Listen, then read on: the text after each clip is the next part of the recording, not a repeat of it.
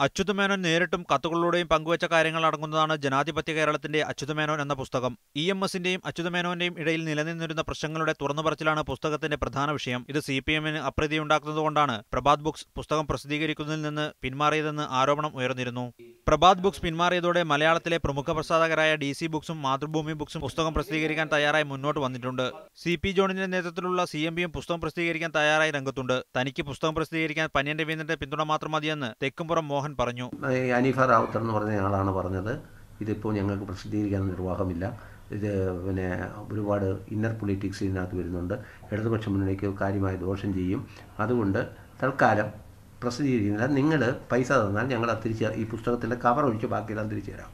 നേരത്തെ പ്രഖ്യാപിച്ചതുപോലെ ഈ വരുന്ന 30-ന് തന്നെ പുസ്തകം പ്രസിദ്ധീകരിക്കും. ഇനി എന്ത് തന്നെ സംഭവിച്ചാലും പ്രഭാത് ബുക്സിനെ പുസ്തകം പ്രസിദ്ധീകരിക്കാൻ അനുവദിക്കില്ലെന്നും ഇഎംഎസിനെ കുറിച്ച് പുസ്തകത്തിൽ പറയുന്നതെല്ലാം സത്യമാണെന്നും തെക്കുംപുറം മോഹൻ പറഞ്ഞു.